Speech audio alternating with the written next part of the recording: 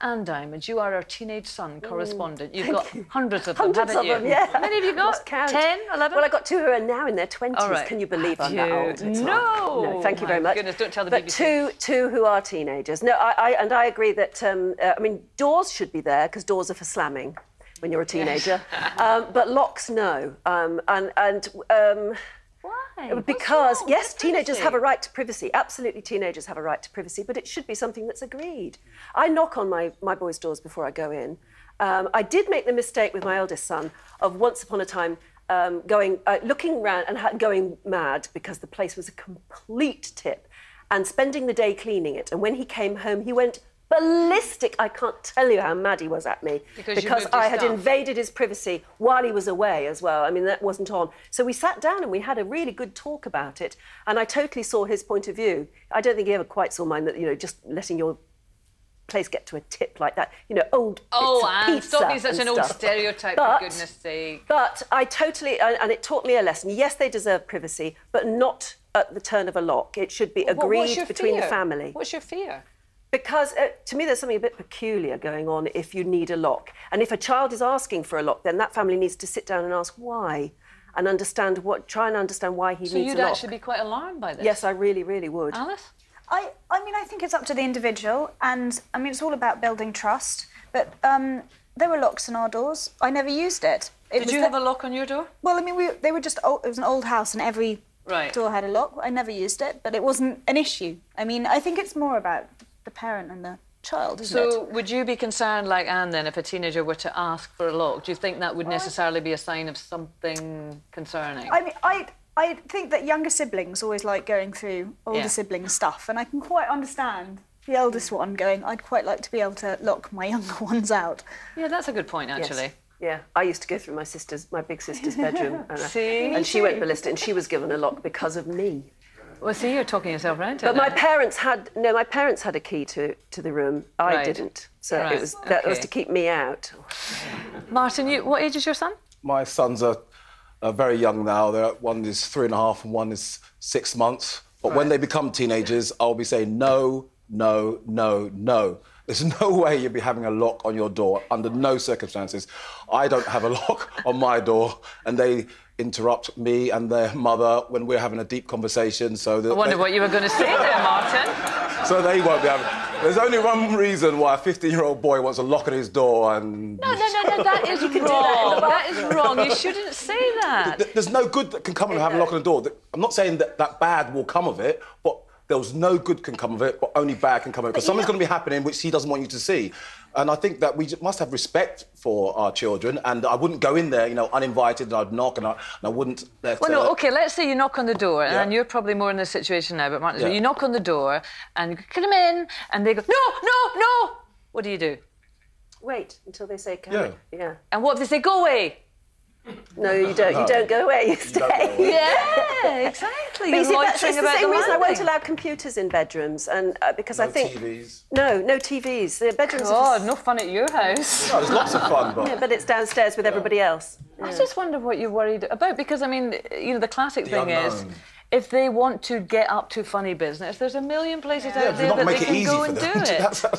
That's not a rule to make them easy for them. But I think it's what Alice said, it's about trust. Yes. You need to have family trust. But you've got to trust them. Surely if they've got a lock on their door, then you've got to trust them that they're not going to abuse that trust. Yeah, but you're also a parent, and you've just got to try and be able to keep an eye on them without spying. You make the decisions in your own house. I make decisions in my own house, not them. Bloomin' heck, you're tough. Let's see what the calls say. I think firm parenting is needed in this country.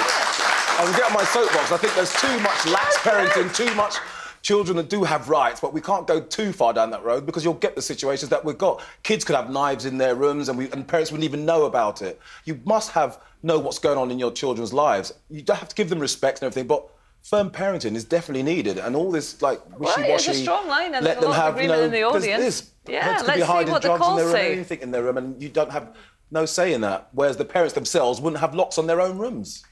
OK. Kirsty, have we got some views on the phone?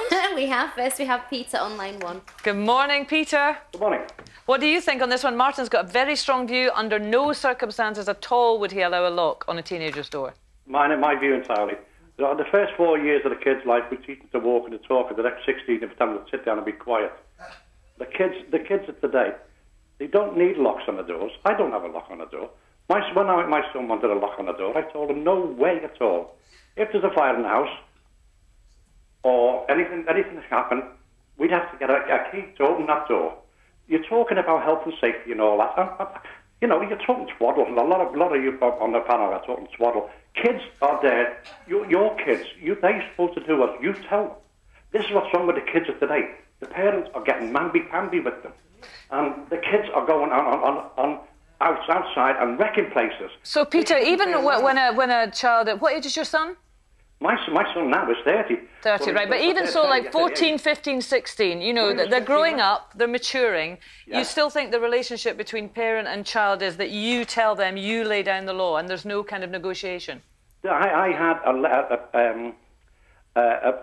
a note on the door that if please knock, and that sufficed. If I knocked and he said, all right, come in, but if he said, hang on, then I start worrying. So if he said, hang on, the same as I said to Anne, what would you then do? I would open the door and try and find out what the hell's going on. Absolutely. It's a funny old idea of privacy, though, Peter, you have to say. You know, I mean, knock, knock, don't come in, boom, hello. Well, I've been polite to him. You know. Right. You should be polite back and say, well, just as I accept that, I'm getting my kicks on, or I'm in my nutty, you know. Yeah. Just, you know, then I wouldn't go in. But to turn around and say, oh, hang on, Dad. No. And these days of computers, you don't know what them kids are on. Yeah, no, well, Peter, a lot of people share your concerns, Peter. I mean, absolutely. And it's a difficult one. It's nice to hear that parents... Gets his own house. That's when he'll have privacy. Yeah. You don't worry about the rebellion factor here. You know, that if you lay down the law too hard, they're just... You have to negotiate, but you can negotiate within the parameters, within boundaries. You would negotiate, but at the end of the day, we're parents. We're not in a business, you know, partnership. We're not equals. And that's what I think sometimes parents think with their kids. They're not equals. They're there to use their experience to guide their children. And what's the point of having parents? Why not just let them go and raise themselves? We're raising our kids. We are raising our kids. We're not in a discussion with our kids. And together we'll come up... parenting. We need firmer There's boundaries, but within those boundaries, there is... Yeah. And if he comes up with a good enough... If he can convince me that, with a good argument, not to have a lock... You know, or to have a lock at his door, then I'll agree with him. But he'll have to be a pretty good negotiator. Yeah, I think he'd probably have to have a gun in his hand or some blunt implement, I think. Alice, you're just sitting there nodding away there. I mean, I agree with you. It's about negotiation, and it's clearly down to the individual case. But I think you can't make hard and fast rules for how you go about parenting. It's up to the individual, and you know you have to make. That's why we're probably in the situation in this country that we're in. You know, people getting stabbed. Children have knives in their room, parents don't even know about it. I mean, I grew up in Hackney, I grew up in these areas where things happen, you know, and where people have lost lives. So you think hard and fast rules are exactly what we need? Absolutely. Yeah. All this wishy-washy liberalism just doesn't play. Well, Eric, I think you've got somebody that wants to give their view. OK, indeed. Well, we've got Sarah here. So a couple of years ago, did you have a look on your bedroom door?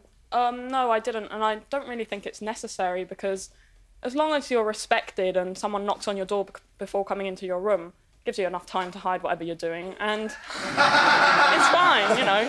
And you can be kept an eye on, and you know, I wasn't fussed really. Yeah, but what if you're not respected? I mean, you know, there are some kids who at 14 and 15 would feel that their parents don't respect their privacy in any way whatsoever, and they are trying to create a space for themselves. Yeah, well, maybe in that case I could understand it, but I haven't grown up like that. It's always been quite respectful. You knock, and then, you know, it's fine. Yeah, well, no, that's great as long as it's... the door won't solve that problem. Exactly. If you want to do something, you will do it anyway. So. Very interesting. I was really interested in your line about not being equals.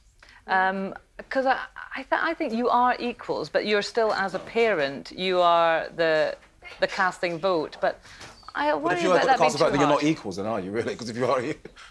Yeah, well... You're not equals. We're not equals at school with our teachers. We're not equals on a rugby pitch with referees. We're not equal.